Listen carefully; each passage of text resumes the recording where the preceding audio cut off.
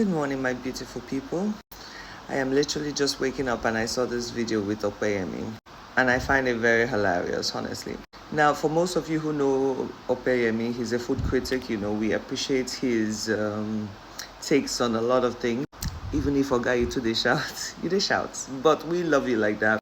But there's one thing with making videos that go viral, the whole rage baiting thing, and I understand it. Sometimes it's a strategy, but from strategy to disrespect, they are very close sometimes.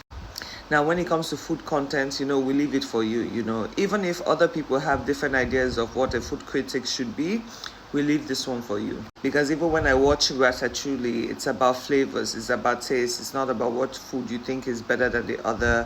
It's about what combinations makes the meal what it is, perfectly cooked meals, and so on. But like I say, we leave that for you. And there's absolutely nothing wrong with branching out into other sectors. You could speak about cars tomorrow, it is fine. It's all content. And now you're on the perfume saga, which is amazing, but the part that tickles me the wrong way is that you are saying these Igbo men. See, I don't know, it's possible that you move around a lot of Igbo people, but when you generalize a whole tribe of people stating that they don't know what they talk about, they don't know nothing about perfumes. If it comes to business, 100% they are there, but when it comes to fragrances, I find that a little bit too, You can't generalize a whole group of people. The truth is, I personally know a lot of Igbo people who, it's not just about buying expensive perfume, it's about understanding the notes that work for them. And it could range from expensive to cheaper. They understand perfume. And if we want to even speak about that, I have seen a lot of Yoruba people who would buy the most expensive perfumes, all in the name of it's branded, it's a niche perfume that doesn't even go with their natural pH. So if you want to come out and educate the public on what, not everything has to be rage bait. If you want to educate the public, say, see, listen, there are some expensive perfumes, there are some cheap perfumes. If you use this one, it will give you this effect, blah, blah, blah, blah, blah. There's a way you do it that people will relate to it. They would appreciate it. They will learn from it. But you see, even if you're correct in your analysis, when you start attacking a specific group of people, people stop listening. Like I say, everything is always cruise, everything is always funny. Me personally, I can come with topics that will rage bait the whole of Nigeria. They go scatter. In fact, they will start attacking me like, who is this oneself? And yes, everybody wants their videos to go viral and all that, but there's a way you show common courtesy and respect to human beings. And while you're doing that, you educate the public on what works and what doesn't work. And I'm sorry, honey, you cannot claim, I've never seen you. I would like to meet you one day. I'll be like, yups, okay, what's up?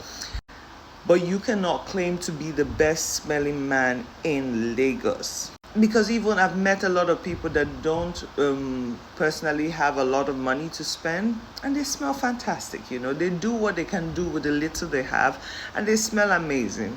I personally can also come and say, oh, I smell the best in Lagos, but that's a lie, because I have met a lot of women that smell straight up divine. There's some people who have that natural, fresh body sense that it's, oh my God, they don't even need anything. See, you built a platform that is meaningful. You built a platform where people, in fact, when they even think about food, they think of Opeyemi.